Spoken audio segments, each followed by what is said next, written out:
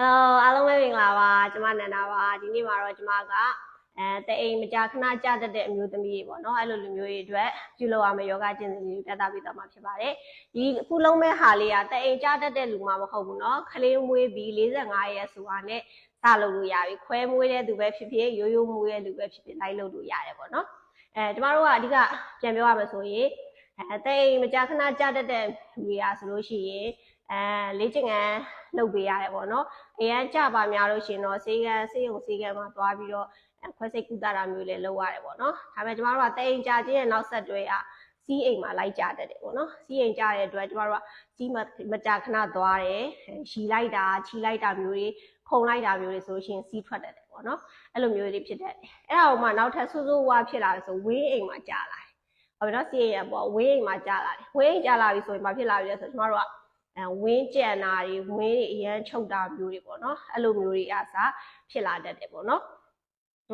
အဲ့ဒါကြောင့်ကျမတို့ကတအိမ်မကြအောင်စောစောစီစီတအိမ်ကြတော့မှမဟုတ်ပဲ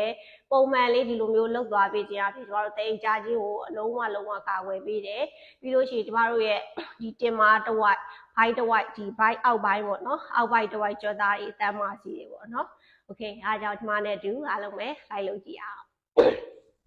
ရုပ်ဆိုကျမတို့ကခင်းလေးပေါ်မှာပက်လက်လေးအိတ်လိုက်တယ်ပေါ့နော်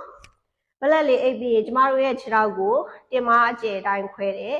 ဟုတ်နော်တင်မာအကျယ်တိုင်းခွဲကျမတို့ခြေချောင်းတွေကလိုမျိုးဘေးတွေကိုမလဲဘူးခြေချောင်းတွေကအရှိတက်ကိုပဲလဲတယ်ကျမတို့ရဲ့ဒီလက်ညှိုးနဲ့ခြေဖနှောင်းနဲ့ထိတယ်ပေါ့နော်ထိပြီးသွားပြီဆိုရင်ခြေထောက်လေးကိုအရှိကိုတလှမ်းတိုးပေးလိုက်မယ်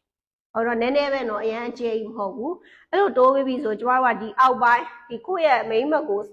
တအိမ်ဝါကိုနော်မိန်းမကိုနေရာကိုဆွဲကြုံပြီးတော့အပေါ်မှာတင်မယ်ပြီးရင်ပြန် short ချလိုက်မယ်ဟုတ်ပြီနော်အပေါ်ကိုဆွဲညှစ်ပြီးတင်တယ်ဒီလိုအရင်ကော့လိုက်စရာမလိုနော်ညှစ်မိပြီဆိုရင်ရနော်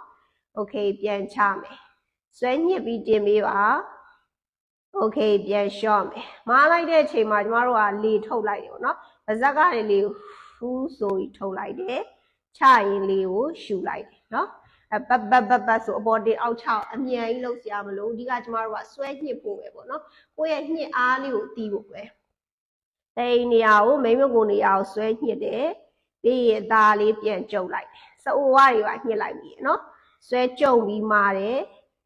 ပြီးရင်ပြန်လျှော့တယ်ပေါ်မှာမာထားတဲ့အချိန်မှာကျမတို့က2စက္ကန့်လောက်ထိန်းပြီးရပေါ့နော်ပြန်ချမယ်အဲ့ဒါလေးကိုကျမတို့က10က3ကြော်သွားလို့ရတယ်10ကလုံးလိုက်နားလိုက်10ကလုံးလိုက်နားလိုက်အဲ့ဒါကိုမနက်တစ်ကြိမ်ညနေတစ်ကြိမ်လုပ်ပေးလို့ရတယ်ပေါ့နော်โอเคအဲ့ဒါ